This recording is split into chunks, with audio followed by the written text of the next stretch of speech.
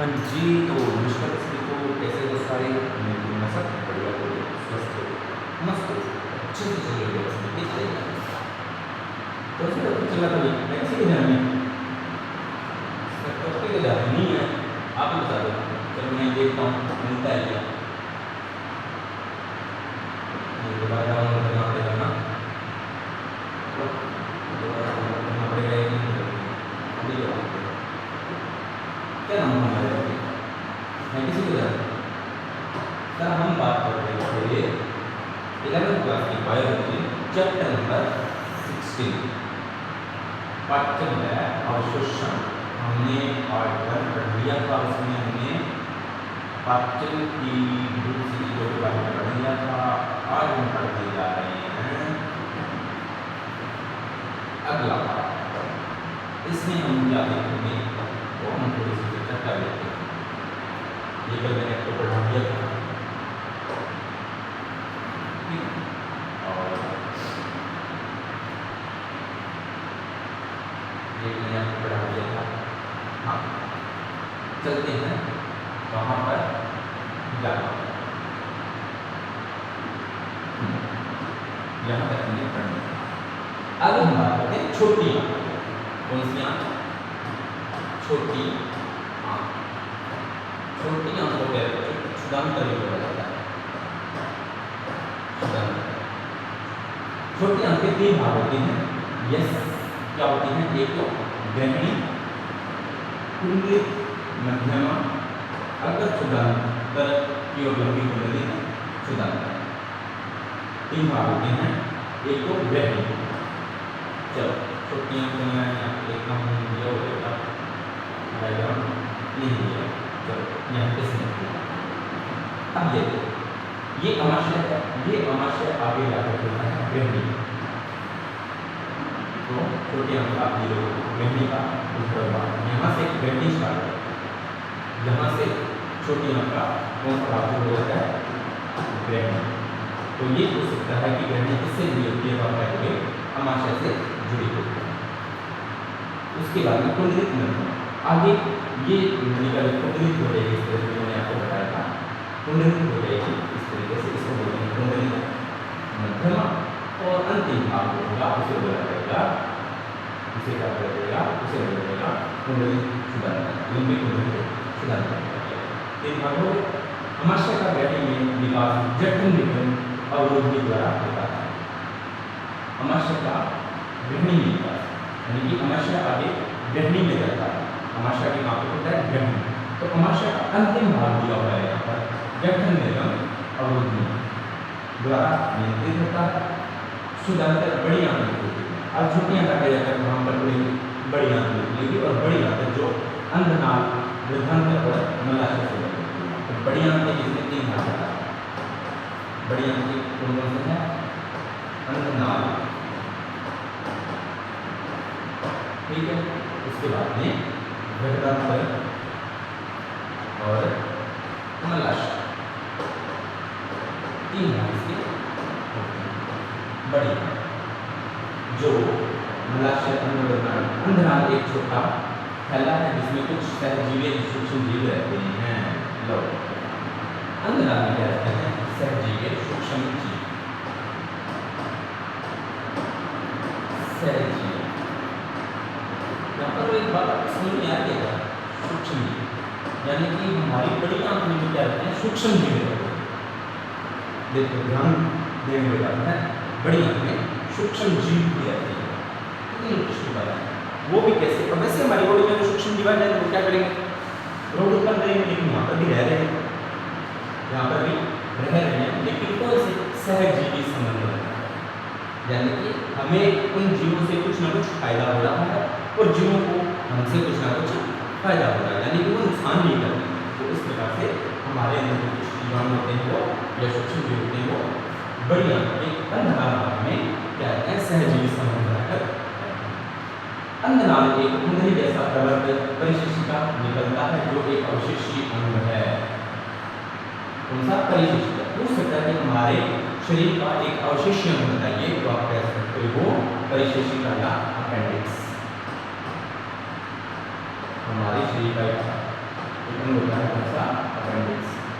अवशिष्य अंग। सर अवशिष्य अंग क्या होता है? सॉरी, अवशिष्य अंग वे होते हैं जो पहले मनुष्य द्वारा उपयोग में लाए जाते थे, लेकिन धीरे धीरे जैसे जैसे मनुष्य का विकास हुआ उन अंगों का जो कार्य करना है वो बंद हो गया। 12th क्लास का चैप्टर नंबर 7 विकास, वहाँ पर मैं आपको समझाऊंगा कि ये कैसे हो, ठीक है। लेकिन आपको मोटी मोटी कहानी बता देता हूँ मैं। देखो, जब मानव का विकास हुआ, जब आदि मानव आए, उस टाइम आपको पता है भोजन का इतना सिलसिला नहीं था, तो वो क्या करते थे, अपने उनका एक काम होता था, अपने भोजन की तलाश करना सुबह और शाम को भोजन की तलाश करना, खाना और सो जाना, बस इतना ही काम था। उसके अलावा कोई काम नहीं था, पढ़ना है, एग्जाम देना, कुछ भी नहीं। उस टाइम वो क्या करते थे, हरे पेड़ पौधों की पत्तियां भी खा लेते थे, कच्चा मांस भी खा लेते थे। तो उस टाइम क्या होता था, ये जो अपेंडिक्स होती थी ये किसका पाचन साइड होती थी, तो ये सेल्यूलोज की पाचन साइड है, सेल्यूलोज का पाचन करती थी। यानी कि आपको पता है पादप की कोशिका भित्ति किसकी बनी होती है? सेल्यूलोज की। यानी कि वो मान लीजिए हरी पत्तियों कोई भी अपना भोजन, अपना पेट भरते थे, तो अपेंडिक्स जो होती थी उस सेल्यूलोज का पाचन कर देती थी। फिर धीरे धीरे ये क्या हुआ, जो आदि मानव थे उन्होंने पत्तियों को खाना बंद किया, भोजन को पकाना शुरू कर दिया, भोजन को पका के खाने लग गए। तो सेल्यूलोज का जो काम था हमारी बॉडी में, जो सेल्यूलोज का पाचन था वो अपेंडिक्स, सेल्यूलोज बॉडी में बस हुई थी, तो अपेंडिक्स ने धीरे धीरे, यानी कि ये काम 1 2 4 5 साल 10 साल में हज़ारों लाख वर्ष लगी है, तो अपेंडिक्स ने अपना काम करना बंद कर दिया, और ये हमारे बॉडी में अब एक अवशिष्य के रूप में रह गया। अंधनाल बड़ी आंत में खुलती है, वृद्धांत्र 4 भागों में विभाजित होता है। बड़ी आंत अंधनाल के रूप में 4 भागों में खुलती है, वृद्धांत्र तो आरोही वृद्धांत्र, अनुप्रस्थ वृद्धांत्र, अवरोही भाग पर सिग्मा वृद्धांत्र। ये मैं आपको वापस स्लाइड यहाँ पर देख देता हूँ। ये कौन सा? अवरोही वृद्धांत्र, अनुप्रस्थ वृद्धांत्र और अवरोही वृद्धांत्र, सिग्मा वृद्धांत्र। ये वाला भाग है सिग्मा हो गया, ये अवरोही हो गया, ये आरोही हो गया, और ये हो गया अनुप्रस्थ हो गया, ये भी अंधनाल। कल वाले में मैंने आपको ये चीज़ें बता दी थी। अब चलते हैं आगे। अवरोही वृद्धांत्र मलाशय में खुलता है, जो मल द्वारा बाहर होता है, यानी कि एनएस द्वारा बाहर होता है। आहार नाल की दीवार। अब चलते हैं आगे। अब हमने आहार नाल का पूरा प्रोसेस पढ़ लिया है। क्या पढ़ा? ये मुख गुहा होती है, मुख होता है, जो मुख गुहा में होता है। दोबारा से आपको डायग्राम देकर देख देता हूँ, चलिए आपको आगे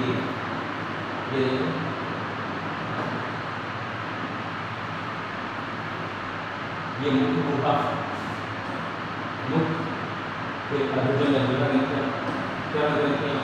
ग्रसनी, फिर ग्रसिका, यकृत, पित्ताशय, आमाशय, आमाशय में आ गया, आमाशय आपने छोटियाँ आ गई, ये बात मैंने बता दिया, अगर क्षुधांत्र बता दिया, ठीक है, आगे क्षुधांत्र बता दिया।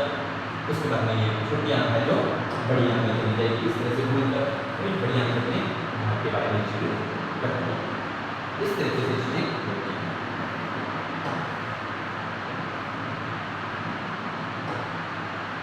चलिए आगे बात करते हैं।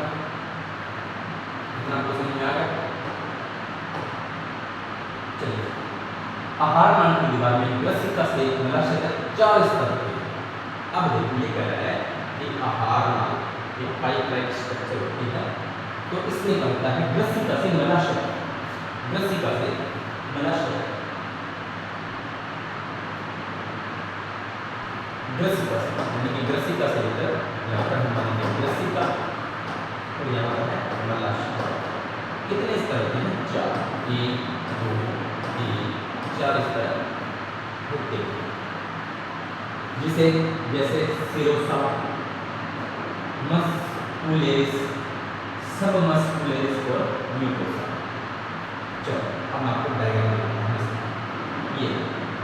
ये है, यानी कि आहार नाल की ग्रसिका से, ये मान लीजिए यहाँ से ग्रसिका शुरू होती है और यहाँ पर मल द्वार तक की जाती है, पूरी पाइप लाइक स्ट्रक्चर है।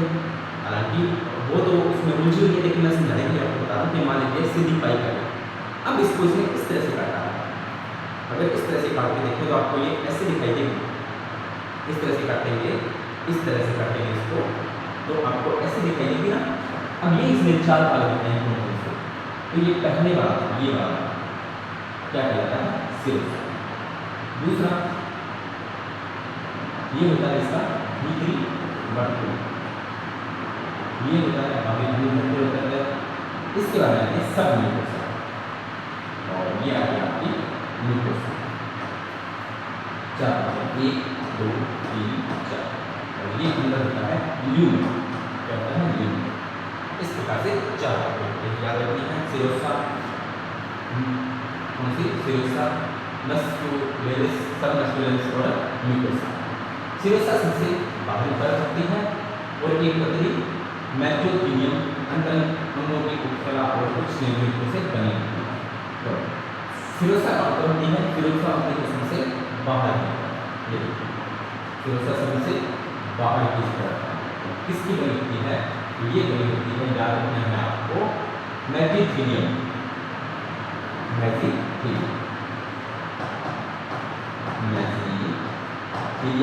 और कुछ उत्तकों की ये बनी हुई है। मेसोथीलियम और कुछ अन्य उत्तकों की ये बनी होती है। मस्कुलेरिस आंतरिक वर्तुल पेशी व बाह्य अनुदैर्ध्य पेशी की बनी होती है। ये आंतरिक और बाह्य अंग से ये क्या बनी होती है, मस्कुलेरिस। तो एक दूसरी प्रक्रिया है। तीसरी है सबम्यूकोसा। कुछ भागों में एक तरीके से सबम्यूकोसा रुधिर लसिका मुलायम संयुक्त की बनी होती है।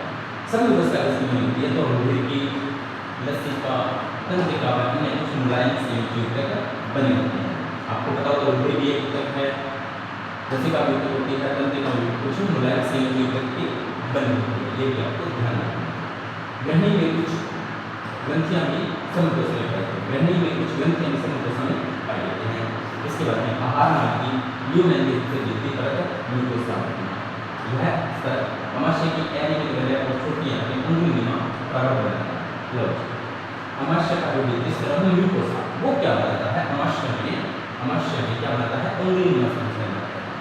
अंगुलीनुमा संरचनाएं बनाते हैं जिन्हें बोला जाता है अंकुर, वॉल कहते हैं। अंकुर की सतह से स्थित कोशिकाओं से असंख्य सूक्ष्म पदार्थ निकलते हैं, जिन्हें सूक्ष्माणु कहते हैं और इन अंकुर से क्या करते हैं, छोटे छोटे सूक्ष्माणु निकलते हैं। जिसे ड्रम ब्लड जैसा लगता है, यह ड्रम सतह को पकड़ी बढ़ा देता है, अंकुर की कोशिकाओं को जाल कर देता है और एक बड़ी लसिका वाहिका होती है जिसे लैक्टियल कहते हैं। म्यूकोसा की उपकला पर कलश कोशिकाएं होती हैं जो स्नेहन के लिए म्यूकस का स्राव करती हैं। ग्लूकोसा की उपकला पर स्नेहन कलश कोशिकाएं होती हैं। कौन सी कोशिकाएं, कलश कोशिकाएं होती हैं जो स्नेहन के लिए, स्नेहन यानी कि एक चिकनाहट के लिए म्यूकस का स्राव करती है। किसका स्राव करती है, म्यूकस का स्राव करती है। चलिए आगे बढ़ते हैं।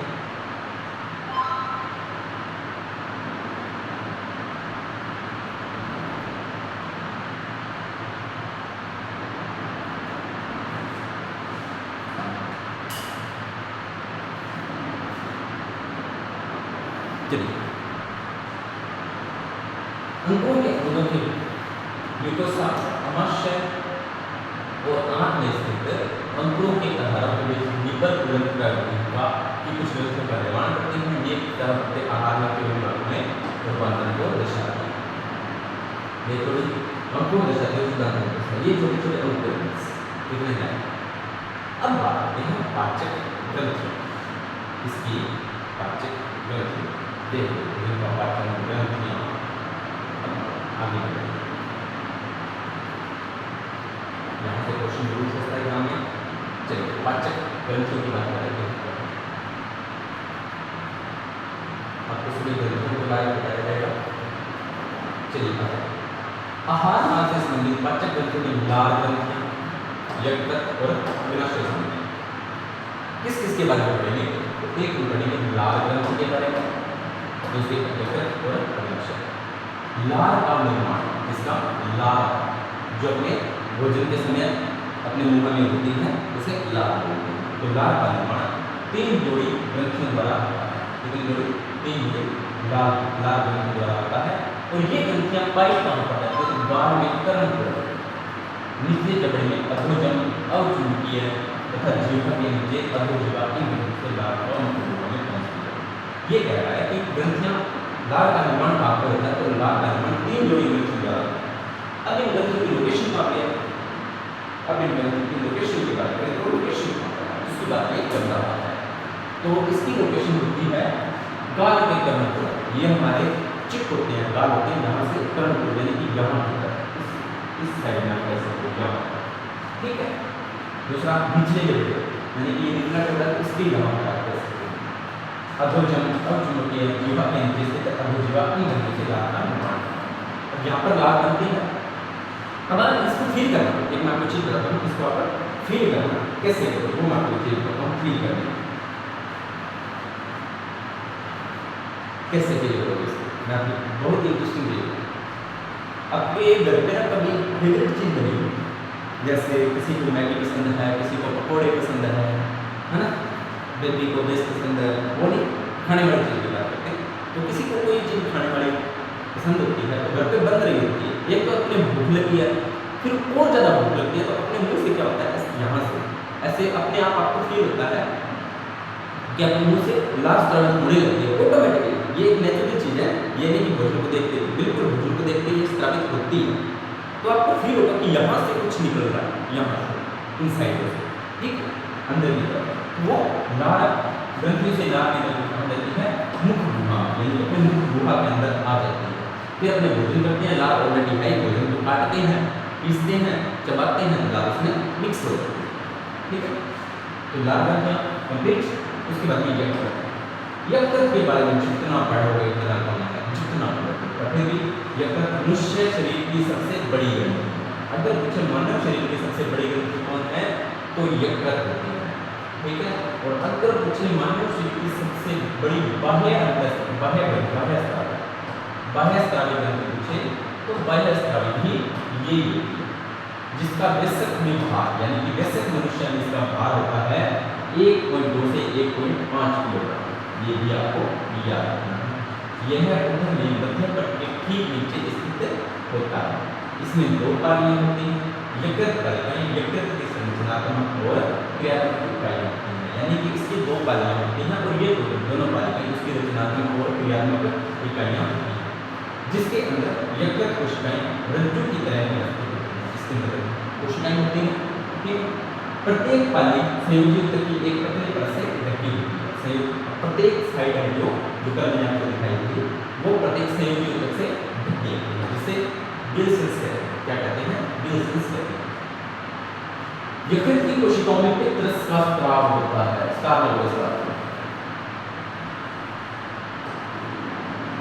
यकृत में पित्त का स्राव होता है। एग्जाम में एक बार क्वेश्चन आया कि पित्त का स्रावण कहां पर होता है। ऑप्शन नंबर से पहला पित्ताशय दिया होता है और बच्चे टिक करते हैं पित्ताशय, ठीक है। तो याद रखना यकृत का निर्माण कहां पर होता है, और सॉरी पित्त का स्राव या पित्त का निर्माण कहां पर होता है तो यकृत की कोशिकाओं में, जो यकृत नलिका से होते हुए एक पतली पेशीय थैली पित्ताशय में संग्रहित या जमा होता है। तो पित्त का संग्रहण कहां पर होता है? पित्त का संग्रहण होता है पित्ताशय। पित्त का निर्माण यकृत में, पित्त का संग्रहण पित्ताशय में। याद रखना पित्ताशय की नलिका यकृत नलिका से मिलकर एक मूल पित्त वाहिनी का निर्माण करती है। पित्ताशय नलिका व अग्नाशय नलिका दोनों मिलकर यकृत अग्नाशय वाहिनी का द्वारा गठित होते हैं, जो अण्डपरोधी से निकलती है। ये होता है आपका पित्ताशय, ठीक है। ये पित्ताशय वाहिनी होगी, ये यकृत वाहिनी होगी, ठीक है। ये मूल यकृत वाहिनी होगी यानी पित्ताशय, उसके बाद मूल पित्त वाहिनी होगी, ये दोनों मिलकर। उसके बाद ये होता है अग्नाशय और अग्नाशय वाहिनी, ये अग्नाशय वाहिनी। ये सारी की सारी मिलकर ये देखो यहाँ से कौन सी, इसको प्रजनन करते हैं। ये कौन सी आ रही है? यकृत और पित्ताशय वाहिनी आ रही है ना, और इधर से अग्नाशय वाणी है।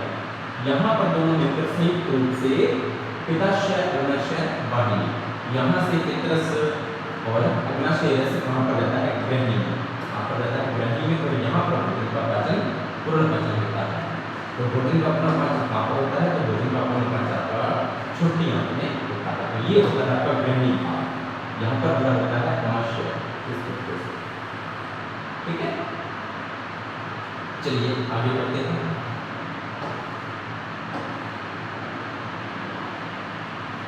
अग्नाशय टी आकार की एक ग्रंथि के बीच से एक लंबी ग्रंथि है जो बहिस्रावी को अंतःस्रावी दोनों ग्रंथि की तरह कार्य करती है। याद रखना है, मानव शरीर की एकमात्र ऐसी ग्रंथि है जो अंतःस्रावी की तरह भी व्यवहार करती है और बहिस्रावी की तरह भी व्यवहार करती है। RSc असिस्टेंट प्रोफेसर जूलॉजी में जब मेरा इंटरव्यू हुआ था तो वहाँ पर मुझे ये क्वेश्चन पूछा गया था कि ह्यूमन में कौन कौन से इंटेस्टाइन ग्लैंड पाए जाते हैं, तो मैंने सारी बता दी, जिसमें मैंने अग्नाशय का नाम भी दे दिया। तो वहाँ से मुझे उन्होंने क्वेश्चन पूछे अग्नाशय से कि अग्नाशय ग्रंथि होती है वो कैसी ग्रंथि है। मैंने कहा कि वो मिश्रित ग्रंथि है, अंतःस्रावी और बहिस्रावी दोनों की तरह काम करती है। फिर उन्होंने पूछा कि वो कौन कौन से हार्मोन का सीक्रेशन करती है, तो मैंने बताया ग्लूकागोन और इंसुलिन। फिर उन्होंने पूछा कि कौन कौन सी कोशिकाओं द्वारा, मैंने बताया कि ग्लूकागोन अल्फा कोशिकाओं द्वारा और इंसुलिन बीटा कोशिकाओं द्वारा निर्मित होता है। और इसी प्रकार से मेरा इंटरव्यू सक्सेसफुल है, ठीक है। तो अग्नाशय की ग्रहणी के बीच एक लंबी ग्रंथि है जो बाह्य स्तर दोनों तरह का है। बाह्य स्तर से शार्य अग्नाशयी रस्त्राव में होता है। कौन सा? शार्य, ये शार्य अग्नाशय से कौन सा रस निकलता है? शार्य प्रवर्ती का रस निकलता है, जिसे एंजाइम कहते हैं और अंतःस्राव से इंसुलिन और ग्लूकागोन का स्राव। अगर पूछे एक बात यहाँ आपको समझ में आई, बाह्य स्राव से एंजाइम, बाह्य स्राव से एंजाइम और अंतःस्राव से हार्मोन। ये बात भी आपको ध्यान में रखनी है कि जो बाह्य स्रावी ग्रंथियां होती है वो एंजाइम्स का सीक्रेशन करती हैं और जो अंतःस्रावी ग्रंथियां होती हैं वो हार्मोन का सीक्रेशन करती हैं।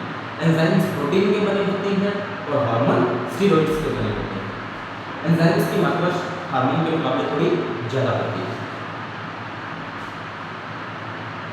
अब बात करते हैं भोजन का पाचन कैसे होता है। हमने ग्रंथियां भी पढ़ ली, हमने आहार नाल को पूरा डिटेल से पढ़ लिया। अब देखते हैं कि भोजन का पाचन होता कैसे है। हमारे शरीर में भोजन का पाचन होना जरूरी है ना। तो ये पाचन समता कैसे होता है और कैसे शुरू होता है, उसको थोड़ा सा देखने का प्रयास अपनी करते हैं। चलिए भोजन का पाचन।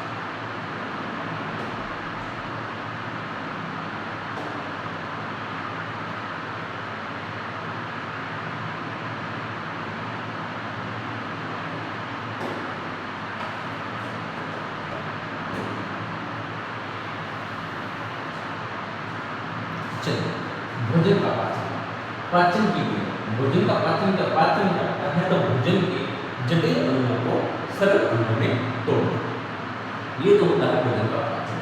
तो पाचन की प्रक्रिया यांत्रिक और रासायनिक विधियों द्वारा संभव होती है।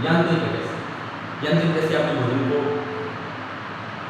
आपने भोजन लेके बैठे तो आप जैसे ही बाइट करोगे उसको, मतलब खाओगे अपने मुंह के अंदर, दांतों से चबाओगे। तो दांतों से चबाना एक यांत्रिक काम है, दांतों से चबाना एक यांत्रिक क्रिया है। और जब आपके पेट में चला गया तो वहाँ पर रासायनिक क्रियाएं होंगी, जो एसिडिक अम्ल होते हैं, वो चीज़ें सारे रस वगैरह होते हैं, वो सारे अपने रासायनिक क्रियाओं द्वारा भोजन का पाचन द्वारा संपन्न होती है। मुख्य गुहा में मुख्यतः दो कार्य होते हैं, भोजन का ज्वलन यानी कि भोजन को चबाना और निगलने की क्रिया।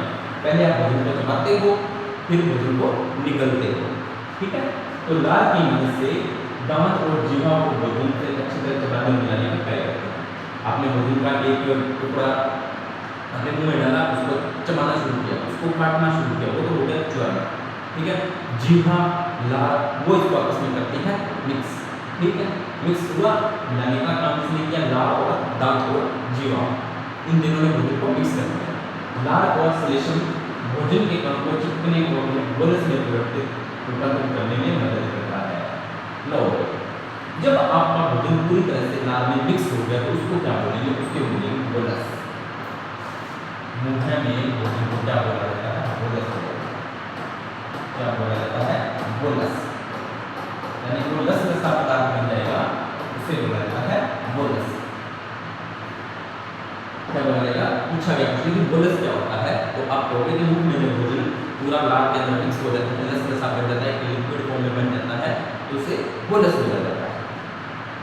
इसके उपरांत निगलने की क्रिया द्वारा बोलस ग्रसनी से ग्रसिका में चला जाता है। तो ग्रसनी में कोई भी भोजन का पाचन नहीं होता, ग्रसिका में भी भोजन का पाचन नहीं होता। मुख में भोजन का पाचन होता है, मुख में भोजन का पाचन होता है, लगभग कार्बोहाइड्रेट के 30% भोजन का पाचन तो मुख में ही हो जाता है। ठीक है, ग्रसिका में चला जाता है। बोलस पेशीय संकुचन के क्रमानुसार द्वारा ग्रसिका में आगे बढ़ता है। अब जैसे भोजन को आपने यहाँ से निकला है, तो आप अंदर से फील करना, आपको इस तरह से एक नली है, फैलती सिकुड़ती फैलती सिकुड़ती फैलती सिकुड़ती एक नली है जो फैलती सिकुड़ती हुई आपको नजर आएगी, आपको मतलब खुद से फील होगा। ठीक है, इस तरह से वो गति होती है क्रमानुकूल। ठीक है, क्रमानुकूल ग्रसिका आगे की ओर बढ़ता है। जठर ग्रसिका अवरोधनी भोजन के आमाशय में प्रवेश करने को नियंत्रित करती है। ठीक है, तो भोजन का नियंत्रण करती है। लार में विद्युत अपघट्य Na positive, K positive, Cl negative, HCO3 द्वारा और एंजाइम लार एमाइलेज टाइमिंग और लाइसिन। तो पूछ लेता है कि लार में कौन कौन से एंजाइम हैं। लार में एंजाइम पूछे तो आप कहोगे कि एमाइलेज, टाइमिंग और लाइसिन। अब ये तीन एंजाइम लार में है, तो सीधी सी बात है ये भोजन का पाचन को करेंगे। तो इस प्रकार से मुख के अंदर ये कुछ न कुछ भोजन का पाचन हो जाता है। लार में अगर बात करें आयनों की, तो sodium ion, potassium ion, chlorine ion और HCO3 इतने आयन इसमें पाए जाते हैं। ये भी आपको ध्यान रखना है। पाचन की रासायनिक प्रक्रिया मुख गुहा में कार्बोहाइड्रेट को जल अपघटित करने वाली एंजाइम टाइमिन और लार एंजाइम की सक्रियता से प्रारंभ होती है। अगर 30% स्टार्च इसी एंजाइम की सक्रियता से pH 6.3 माल्टोज में अपघटित हो जाती है। तो कार्बोहाइड्रेट किसमें टूट गया, यहाँ पर माल्टोज में टूट गया। इसका pH कितना होता है एंजाइम की सक्रियता का 6.8। 6.8 pH है, ये अम्लीय होगा। क्या होगा, अम्लीय होगा। ये भी आपको ध्यान रखना है। तो भोजन को कैसी प्रॉपर्टी मिल गई है, तो अम्लीय प्रॉपर्टी थोड़ी बहुत मिली है। मुख गुहा में कार्बोहाइड्रेट, अब मुख गुहा में भोजन है, लार के अंदर मिक्स हो गया है भोजन पूरी तरह से, तो यहाँ पर अब भोजन का होगा जल अपघटित करने वाले एंजाइम, यानी कि भोजन को अब तोड़ेंगे। भोजन को अब मुख के अंदर ही भोजन जैसे आप मुख गुहा में पहुंच गए तो यहाँ से पाचन की क्रिया स्टार्ट हो जाती है। ये बात ध्यान में रखना, मुख गुहा में भोजन की पाचन क्रिया वो स्टार्ट हो जाती है। तो एंजाइम एक होता है टाइमिन और एक होता है लाइसोजाइम। टाइमिन और लाइसोजाइम भोजन को पाचन करना शुरू कर देते हैं। लगभग 30% स्टार्च यानी कि कार्बोहाइड्रेट स्टार्च इसमें टूट जाता है माल्टोज में। इसमें टूट गया माल्टोज में टूट गया। Enzyme amylase pH 6.8। लार में उपस्थित लाइसोजाइम जीवाणु के संक्रमण पर होता है। लार में उपस्थित जो एंजाइम होता है लाइसोजाइम वो क्या करता है, वो जीवाणुओं के संक्रमण पर होता है। यानी भोजन में जीवाणु भी तो हो सकते हैं ना, हमने तो सब भोजन को सैनिटाइज करके खाया, भोजन को सैनिटाइज करके भी खाया, तो इसमें जो उपस्थित जीवाणु होते हैं उनको वो संक्रमण करने नहीं देता। चलो अमाशय में म्यूकोसा, अब भोजन कहाँ पर चला गया, अमाशय में चला गया। अमाशय में म्यूकोसा में जठर ग्रंथियां स्थित होती हैं। जठर ग्रंथि में मुख्य रूप से 3 प्रकार की कोशिकाएं होती हैं। अब बात करते हैं जठर ग्रंथि। भोजन चला गया अमाशय में, ठीक है, साथ ही साथ भोजन लेके बैठ जाओ, शायद आपको समझ में आ जाए, है ना। भोजन को अमाशय में भेज दिया, लिखा म्यूकस स्राव करने वाली श्लेष्मीय ग्रीवा कोशिकाएं, पेप्टिक या मुख्य कोशिकाएं जो प्रो एंजाइम पेप्सिनोजन का स्राव करती हैं, और द्वितीय ऑक्सीटिन कोशिकाएं जो हाइड्रोक्लोरिक अम्ल और मेज कारक स्राव करती हैं। लो ये कह रहा है कि जठर ग्रंथि में 3 प्रकार की कोशिकाएं होती हैं। अमाशय में होती हैं जठर ग्रंथियां, अमाशय में होती हैं जठर ग्रंथियां, और उन ग्रंथियों में 3 प्रकार की कोशिकाएं पाई जाती हैं। कितने प्रकार की कोशिकाएं पाई जाती हैं, 3 प्रकार की। तो पहले प्रकार की जो कोशिकाएं होती हैं वो करती हैं म्यूकस का स्राव। तो म्यूकस का स्राव करने वाली जो कोशिकाएं होती हैं, म्यूकस का स्राव करने वाली जो कोशिकाएं होती हैं वो होती है श्लेष्मग्रीवा कोशिकाएं। कौन सी, श्लेष्मग्रीवा कोशिकाएं। दूसरा होता है पेप्टिक कोशिकाएं। कौन सी, पेप्टिक कोशिकाएं जो प्रो एंजाइम पेप्सिन तो पैक्टिक कोशिकाएं पैक्सिनोजन का स्राव करती हैं। और तीसरी है विद्युत या ऑक्सीजन कोशिकाएं जो हाइड्रोक्लोरिक अम्ल HCl अम्ल और नेस कारक का स्राव करती हैं। तो हमाशय के अंदर हाइड्रोक्लोरिक अम्ल भी बनना जरूरी होता है, जो हम पढ़ेंगे। नेस कारक विटामिन डी का अवशोषण के लिए आवश्यक होता है। तो नेस कारक होता है विटामिन B12 का अवशोषण करता है। नेस कारक विटामिन B12 का अवशोषण करता है, ये भी आपको देखना होगा। लो क्या क्या अमाशय में भोजन पहुंच गया। अमाशय में होती है जठ कोशिकाएं, जिसमें 3 प्रकार की कोशिकाएं होती हैं। कितने प्रकार की कोशिकाएं होती हैं? 3 प्रकार। तो पहली होती है कोशिकाएं वो म्यूकस का स्राव करता है, दूसरी पैक्सिनोजन हार्मोन का स्राव करती है,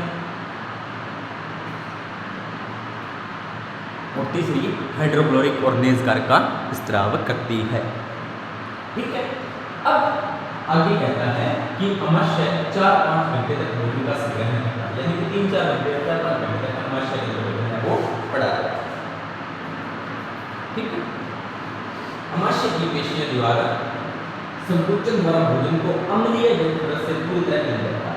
अब अमाशय के अंदर अम्लीय जठर रस HCl है, अम्लीय होता है। तो अब जठर रस अम्लीय जठर रस होता है, वो सारा इसमें मिल जाता है। अमाशय के अंदर जो भोजन है उसमें मिल जाता है, तो उस मिले हुए को बोलते हैं पानी। क्या बोलते हैं? पानी। पहला क्या था? मुख के अंदर भोजन बोलस, लार मिली तो बोलस, जठर रस मिला तो पानी। तो अमाशय में भोजन को क्या कहते हैं? अमाशय में भोजन को क्या कहा जाता है? तो अमाशय में भोजन को कहा जाता है पानी। क्या कहा जाता है? पानी। इसको कैसे याद रखें? इसको कैसे याद रखें? याद करो, जब मैंने आपको अभी बताया था कि जब लार मिक्स होती है भोजन में, मुख गुहा में, तो उसे बोलते हैं बोलस। जठर रस मिक्स हुआ तो उसे बोलेंगे पानी। प्रो एंजाइम पैक्सिनोजन हाइड्रोक्लोरिक अम्ल के संपर्क में आने से सक्रिय एंजाइम में पैक्सिन में बदल जाता है। अब देखो, प्रो एंजाइम पैक्सिनोजन भी था जठर रस में। अब पैक्सिनोजन पहले था निष्क्रिय। जैसे ही हाइड्रोक्लोरिक अम्ल के लिए संपर्क में आता है तो ये क्या हो जाता है? पैक्सिनोजन पहले होता है निष्क्रिय, बाद में HCl के संपर्क में आने के बाद सक्रिय पैक्सिन में बदल जाता है। सक्रिय हो जाता है और पैक्सिन में बदल जाता है, जो अमाशय के प्रोटीन अपघटनीय एंजाइम। ठीक है। ये क्या करता है? प्रोटीन अपघटनीय एंजाइम। क्या करता है? प्रोटीन अपघटनीय एंजाइम प्रोटीनों को प्रोटियोज तथा पेक्टोज में बदल देता है। प्रोटीनों को पेक्टोज में बदल देता है। जठर रस में उपस्थित श्लेष्म व बाइकार्बोनेट श्लेष्म उपक्रस्तर को स्नेहन तथा अत्यधिक सांद्रित हाइड्रोक्लोरिक अम्ल से उसका बचाव करता है। अब जठर रस में उपस्थित होती है बाइकार्बोनेट श्लेष्म और उपक्रस्तर का स्नेहन, जो क्या करता है? अमाशय में हाइड्रोक्लोरिक अम्ल सांद्रित अवस्था में पाया जाता है, तो अमाशय को नुकसान भी पहुंचा सकता है। तो इस अमाशय को हाइड्रोक्लोरिक अम्ल नुकसान न पहुंचाए, इस बात से बचाने के लिए बाइकार्बोनेट श्लेष्म और उपक्रस्तर का स्नेहन पर बचाव करता है। हाइड्रोक्लोरिक अम्ल पैक्सिन के लिए उचित अम्लीय माध्यम 1.8 तैयार करता है। पैक्सिन के लिए कौन सा माध्यम तैयार करता है? अम्लीय माध्यम। कि पैक्सिन अम्लीय माध्यम में ही काम करता है। नवजातों के जठर रस में रेनिन नामक प्रोटीन अपघटनीय एंजाइम होता है, जो दूध के प्रोटीन को पचाने में सहायक होता है। लो, नवजात जो शिशु होते हैं वो अपनी माता का दूध जब ग्रहण करते हैं तो उनके पाचन के लिए एक एंजाइम होता है जिसका नाम होता है रेनिन। एंजाइम में रेनिन नहीं होता, जो उसमें प्रोटीन होता है उसे रेनिन प्रोटीन होता है। रेनिन नामक प्रोटीन होता है जो प्रोटीन दूध में सहायक होता है। प्रोटीन का मतलब लाइपेज की स्राव करते हैं। जठर में थोड़ी मात्रा में लाइपेज का भी स्राव होता है। मां के दूध में कौन सा प्रोटीन होता है? तो रेनिन होता है। और वैसे नॉर्मल दूध में कौन सा प्रोटीन होता है? तो कैसीन प्रोटीन होता है। ठीक है, ये भी आपको ध्यान रखना। ये रेनिन वाला थोड़ा ध्यान रखना। यह नवजात के जठर रस में रेनिन नामक प्रोटीन अपघटनीय एंजाइम होता है, दूध के प्रोटीन को पचाने में सहायक होता है। छोटी आंत। अब भोजन पहुंच गया छोटी आंत में, आप पहुंच गया। अब भोजन पहुंच गया आपका छोटी आंत में। छोटी आंत का पेशीय स्तर कई तरह की गतियों उत्पन्न करता है। इन गतियों से भोजन विभिन्न स्रावों से अच्छी तरह मिल जाता है। अब विभिन्न स्राव होने से अग्नाशय स्राव हुआ, पित्त स्राव हुआ, वो सारे के सारे ग्रहणी में आ जाते हैं, छोटी आंत में आ जाते हैं, और उधर से भोजन भी क्या है, छोटी आंत में चला जाता है। अब वो छोटी आंत होती है, वो होती है कुंडली, तो भोजन इधर डुलता है और इधर डुलता है और इधर डुलता है, इस तरह से वो खाने की सारी चीजें पूरी अच्छी तरह से मिक्स हो जाती है और पाचन की क्रिया सरल हो जाती है। पाचन की क्रिया क्या हो जाएगी, सरल हो जाएगी। यकृत, अग्नाशय निकल रहा पित्त, अग्नाशय रस और अंतर रस छोटे आंत में छोड़े जाते हैं। अग्नाशय रस में ट्रिप्सिनोजन, अग्नाशय रस में कौन सा होता है, तो यहाँ पर देखोगे आप अग्नाशय रस की बात करें, अग्नाशय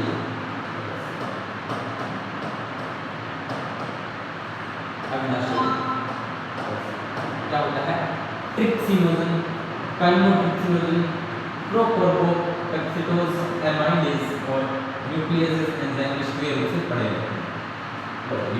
ट्रिप्सिनोजन,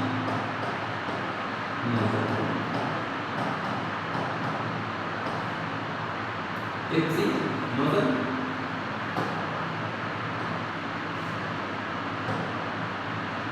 ट्रिप्सिनोजन उसका काइमोट्रिप्सिन,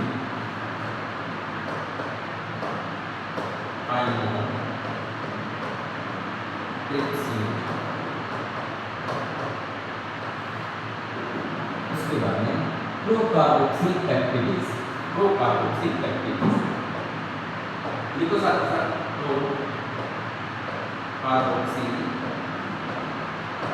पेप्टिडेज। उसके बाद में एमाइलेज,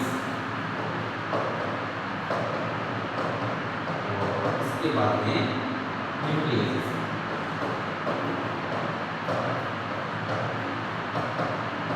ये सारे एंजाइम अग्नाशय रस में निष्क्रिय अवस्था में होते हैं। अंतर्मुखोसा द्वारा स्रावित एंटेरोकाइनेज द्वारा ट्रिप्सिनोजन सक्रिय ट्रिप्सिनोजन बनता है। अब ये सारे एंटेरोकाइनेज द्वारा सक्रिय अवस्था में आएंगे, तो ट्रिप्सिनोजन किसमें बदल जाएगा, ट्रिप्सिन जो अग्नाशय रस के अन्य एंजाइमों को सक्रिय करता है। अब यहाँ पर एक आएगा एंटेरोकाइनेज, एंटेरोकाइनेज एंजाइम, ये इस ट्रिप्सिनोजन को कर देगा सक्रिय और बन जाएगा ट्रिप्सिन। अब ये ट्रिप्सिन बचा हुआ सभी एंजाइम को कर देगा सक्रिय, अब सभी एंजाइम अपने काम पर लग जाएंगे। ठीक है, ग्रहणी में प्रवेश करने वाले पित्त में पित्त वर्णक होते हैं। पित्त में क्या होते हैं, पित्त वर्णक बिलिरुबिन व बिलिवर्णक। ठीक है, पित्त लवण, पित्त वर्णक हो गया बिलिरुबिन और बिलिवर्णक। पित्त वर्णक लवण कौन से होते हैं, पित्त लवण होते हैं, कोलेस्ट्रॉल होता है और फॉस्फोलिपिड होते हैं, लेकिन कोई एंजाइम नहीं होता। लो बहुत बढ़िया बात बताइए, पित्त में कोई एंजाइम होता ही नहीं, तो क्या होते हैं, पित्त वर्णक होते हैं, पित्त लवण होते हैं, कोलेस्ट्रॉल होता है और फॉस्फोलिपिड होते हैं, लेकिन कोई एंजाइम नहीं होता। पित्त वसा के एनर्जीकरण में मदद करता है। पित्त क्या काम करता है, वसा का एनर्जीकरण करता है, यानी वसा के तोड़ता है, उसको सरल करता है और उसे बहुत छोटे विषैले कणों को तोड़ता है। पित्त लाइपेज एंजाइम को भी सक्रिय करता है, लाइपेज एंजाइम को क्या करता है, पित्त सक्रिय कर देता है। चलिए अब आगे देखते हैं। अंतःश्लेष्मोपकला में गोबलेट कोशिकाएं, अंतःश्लेष्मोपकला कोशिकाएं गोबलेट कोशिका जो श्लेष्मा का स्राव करते हैं, तो श्लेष्मा का स्राव गोबलेट कोशिका। म्यूकोसा के 10 बॉर्डर कोशिकाओं को गोबलेट कोशिकाओं के साथ सर्कस में मिलकर अंतःस्राव अथवा सर्कस एंटेरिकस बनाते हैं। इस सर्कस में कई तरह के एंजाइम होते हैं, एंटेरिकस में भी कई तरह के एंजाइम होते हैं। ठीक है, कौन कौन से, जैसे ग्लाइकोलिसिस, डायप्टिडेज, एल्स्टेज, न्यूक्लियोलिसिस आदि ये एंजाइम होते हैं। इसमें सक्स एंटेरिकस म्यूकस अग्नाशय के बाइकार्बोनेट के साथ मिलकर अंतर्मुखोसा के अम्ल के दुष्प्रभाव की रक्षा करता है। तो म्यूकस क्या करता है, अग्नाशय के बाइकार्बोनेट के साथ मिलकर अंतर्मुखोसा के अम्ल के दुष्प्रभाव को रोकता है। हमारे एंजाइमों की सिद्धि के लिए आवश्यक क्षारीय माध्यम, अब यहाँ पर अग्नाशय रस मिलने के बाद भोजन का माध्यम क्या हो जाता है, क्षारीय हो जाता है। भोजन का माध्यम क्या हो जाता है, क्षारीय, तो 7.8 ध्यान रखता है। इस प्रक्रिया में सब म्यूकोसा भ्रूणर ग्रंथि भी मदद करती है, कौन सी सब भ्रूणर ग्रंथि भी इसमें मदद करती है। चलिए आगे बढ़ते हैं। अंत में पहुंचने वाली कायन, अंत में पहुंचने वाली कायन में उपस्थित प्रोटीन क्या होता है, अंत में पहुंचने वाली कायन में उपस्थित प्रोटीन प्रोटीएज द्वारा और पेंटोज द्वारा आंशिक रूप से अपघटित हो जाता है। अग्नाशय में प्रोटीन के अपघटन एंजाइम से काम करते हैं। अब आपको protein, peptone, protease, trypsin, chymotrypsin protein को ऑक्सीडेज द्वारा डायस्ट्रेज में बदल देते हैं। काइन में कार्बोहाइड्रेट अग्रसी एमाइलेज द्वारा डाइसैकेराइड में बदल देता है, तो पॉलीसैकेराइड स्टार्च एमाइलेज द्वारा इसमें बदलेगा डाइसैकेराइड। जटिल अणु से सरल अणु में टूट गया, ये तो अपने भोजन का काम था, पाचन था।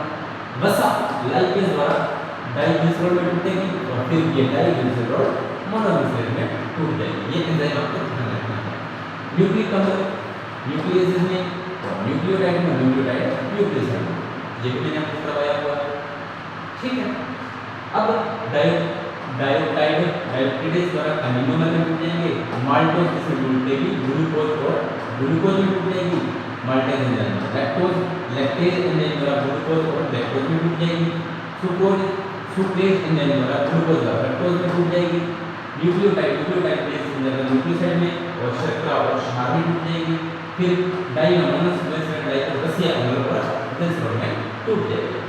कितने एंजाइम हैं? ये सारे के सारे आपको एंजाइम याद रखने हैं, डाइपेज, maltase, lactase, sucrase, nucleotidase, lipase, ये सारे के जटिल अणुओं को सरल अणुओं में तोड़ रहे हैं। यहाँ से शुरू करके आपको सारे के सारे एंजाइम नोट करने हैं और आपको देखने की कौन किसको तोड़ रहा है, ठीक है।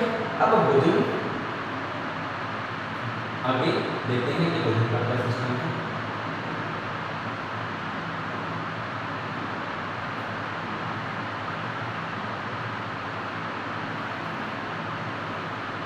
चलिए आगे बढ़ते हैं।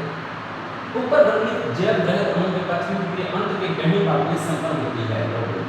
भोजन का पूर्ण पाचन आंत में होता है, छोटी आंत में।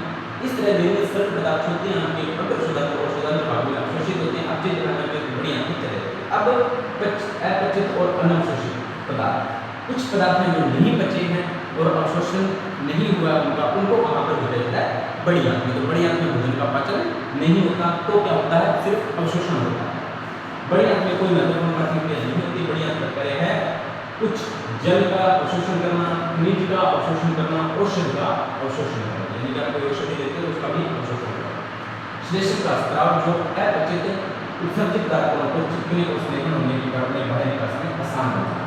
तो ये श्लेष्म का स्राव होती है, जिससे अपचित पदार्थ होते हैं उनका जो नल द्वारा निष्कर्षण है वो आसानी से होता है। अपचित और अवशोषित पदार्थों को मल कहते हैं, जो मतलब वेस्ट जो उनको मल कहते हैं। अस्थायी से मल त्यागने से पहले तक मलाशय में रहता है, अस्थायी से रहता है, परमानेंट मलाशय में नहीं रहता, कुछ समय के लिए रहता है, तो बाद में मलाशय द्वारा बाहर त्याग किया जाता है।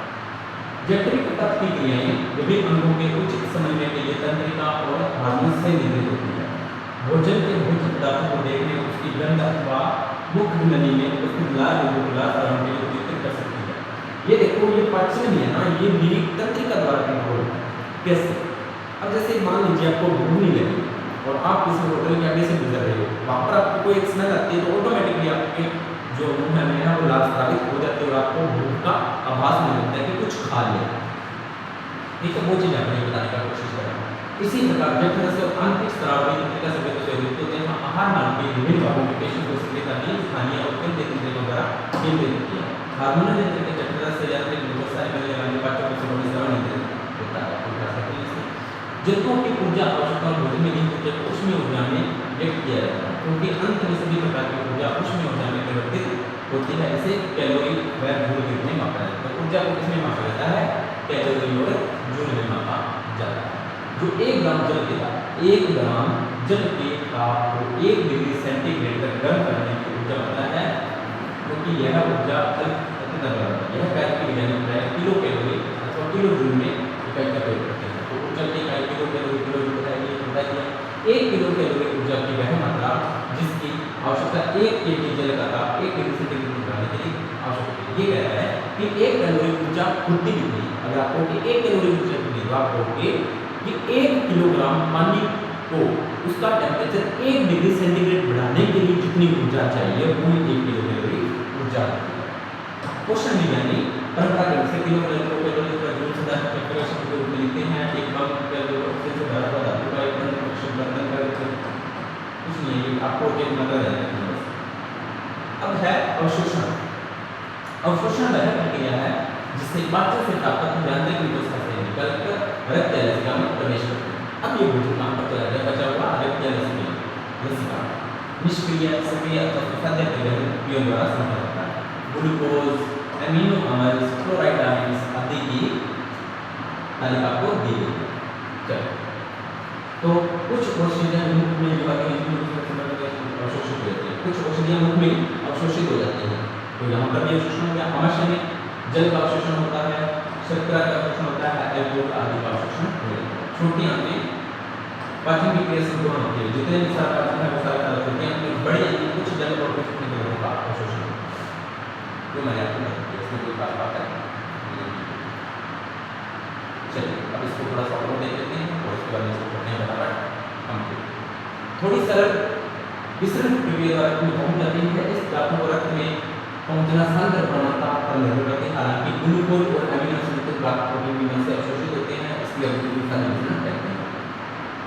ये समझ आपको करवा चुका हूं। जल का परिवहन रासायनिक प्रवणता पर निर्भर करता है। जल का परिवहन रासायनिक प्रवणता द्वारा सक्रिय परिवहन सांद्रता प्रवणता के विरुद्ध होता है, बताते हैं। इसके लिए ऊर्जा की आवश्यकता होती है। विभिन्न पोषक तत्वों जैसे अमीनो अम्ल, ग्लूकोज, मोनोसैकेराइड, सोडियम आयन रक्त का अवशोषण इसी विधि द्वारा होता है। कौन सी विधि द्वारा? सक्रिय परिवहन द्वारा। किसका? ग्लूकोज का, अमीनो एसिड्स का, सोडियम एसिड्स का। ठीक है, अगला है वसा और ग्लिसरॉल अम्लीय होने के कारण रक्त में अवशोषित नहीं होते। वसा और ग्लिसरॉल जल में अम्लीय होने के कारण रक्त में अवशोषित नहीं हो पाते। सर्वप्रथम ये सूक्ष्म गुणों में समावेश होकर यांत्रिक निकोसा में चले जाते हैं, जिन्हें निषेध कहते हैं। यांत्रिक निकोसा में चले जाते हैं, बाद में वसा का बाइसिकरण होता है, ये होते हैं। यहाँ से ये प्रोटीन अतिरिक्त सूक्ष्म वसा को में संचित होकर प्रोटीन रसिका वाहिनियों में चले जाते हैं। ये रसिका वाहिनियां अंदर जो प्रोटीन छोड़ देते हैं।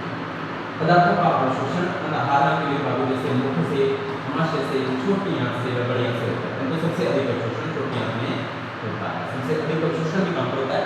छोटी आंत में होता है। अवशोषित पदार्थ मुख में पहुंचते हैं, जहाँ विभिन्न द्वारा ऊर्जा उपयोग किया जाता है और पाचक अवशिष्ट मलाशय में कठोर समझ मल बन जाता है, जो तांत्रिक प्रतिक्रिया शुरू करता है, जिससे मल त्याग की इच्छा पैदा होती है। मल वासना का स्टेटमेंट एक अच्छी होती है। क्या है? एक अच्छी प्रक्रिया है मल का त्याग, जो बृहद परमाणु गति से पूर्ण होता है। तो मल का त्याग में कौन सी? बृहद परमाणु गति द्वारा संपन्न होता है। अब है कुछ विकार जो आपके लगभग आपने सभी फेस किए ही होंगे। ठीक है, देखो यहाँ से ज़्यादा कुछ मत नहीं है। अंतर्नली का शोध मानव विषाणु के संक्रमण होने से एक सामान्य विकार है। कौन सा? अंतर्नलिका का शोध जीवाणु और विषाणु के संक्रमण से होता है, जैसे पित्ता कमी से, मोल कमी से, सूत्र कमी से, मुखवरण से और पिंडवरण से। ये आपके कुछ कमी है जिसके द्वारा आंत में विकार उत्पन्न हो जाते हैं। उसके बाद में है पीलिया। सभी ने सुना होगा, इसलिए यकृत प्रभावित होता है। पीलिया में क्या होता है? यकृत प्रभावित होता है, माने रोग बीमार को अच्छे से लगाया जाता है। पीलिया में तो आंख में पित्त वर्ण होने के कारण रहते हैं। तो उसका क्या है? त्वचा और आंख में पित्त वर्ण की मात्रा बढ़ जाती है। पित्त वर्ण कौन से? बिलिरुबिन और बिलिरुबिन की मात्रा बढ़ जाती है। वमन यानी कि वोमिटिंग, यह आमाशय में असंगठित पदार्थों को मुख से बाहर निकालने की प्रक्रिया। बस यह प्रतिवर्ती क्रिया मेडुला से विभिन्न तंत्र से निर्मित होती है। प्रतिवर्ती क्रिया होती है ये। इससे पहले आपको बेचैनी होगी, प्रवाहिका, अंतर, इसकी असमय गति के कारण घटाव मल का अधिक होना, यानी कि आपको लूज मोशन लगते हैं। उसके बाद यहाँ पर कर रहा है। उसके बाद में है कॉन्स्टिपेशन या कब्ज। कब्ज में मृदा चलने वाला रुक जाता है, यानी कि बड़ी आंत में है वो रुक जाता है। उसके बाद में अपचक, इस स्थिति में भोजन पूरी तरह से नहीं पचता, पेट भरा भरा रहता है। अपचक में दूसरा में कमी होता, अधिक विषाक्तता, अधिक भोजन करने, मसालेदार भोजन करने के कारण होती है। ये कुछ कारण नहीं। ठीक है, चलिए अब एक बातें और देख लेते हैं जो भी मानव रोग से संबंधित है। आहार में प्रोटीन संपूर्ण आहार कैलोरी अगर कुपोषण, अगर आहार में संपूर्ण कैलोरी नहीं हो तो कुपोषण हो जाएगा। ठीक है, जो कहाँ पर पाया जाता है? दक्षिण में, दक्षिण पूर्वी एशिया, दक्षिणी अमेरिका, पश्चिमी मध्य अफ्रीका में अनेक विकसित क्षेत्रों में जैसे समस्या है। सूखा, अकाल, राजनीतिक उथल के कारण प्रोटीन ऊर्जा कुपोषण से प्रभावित हुआ है। PEM से भी प्रभावित हुआ है। बांग्लादेश में मुक्ति युद्ध और 80 दशक के इथियोपिया में भयंकर सूखे के कारण ऐसा हो चुका है। PM शिशुओं के बच्चों को प्रभावित करता है तथा नरमांस और प्रवासी रोगों को ठीक करता है। नरमांस और प्रवासी रोग इसको बिना आपको पढ़ा चुका हूँ। ठीक है। सामान्यतः प्रोटीन का सिग्मा प्रोटीन है, यह 1% के माइक्रोन में पाया जाता है। ठीक है, दिमाग के अंदर प्रोटीन कुछ खास नहीं है, बस नॉर्मल सी चीजें हैं जो आप कर सकते हो। तो आपको ध्यान रखना है। अमाशय में क्या क्या होता है बताना है, कैप्सिन लाइकोजाइनिन ये आपको बताना है, आपको क्वेश्चन इसका करना है। ठीक है, पाचन का मोटी मोटी बातें मैंने आपको बता दी हैं। इस क्लास को देखने से पहले जो मैंने नॉर्मल बोर्ड का आपको क्लास कराया है, उस क्लास को आप जरूर देखें, फिर उसके बाद में आपको और ज़्यादा अच्छे से समझ में आ जाएगी। मैंने अपना पूरा प्रयास किया है आपको अच्छे से समझाने का, और उस क्लास को देखकर आप इस क्लास को देखोगे तो आपको और ज़्यादा अच्छे से चीज़ें समझ में आएंगी, फिर आपको कोई डाउट नहीं रहेगा। ठीक है, उम्मीद करता हूँ आपकी क्लास अच्छी लगी होगी। अगर क्लास अच्छी लगी हो तो वीडियो को लाइक करें, शेयर करें, कमेंट करें, चैनल को सब्सक्राइब। मिलते हैं नेक्स्ट वीडियो और नए टॉपिक के साथ, तब तक आप सभी का धन्यवाद।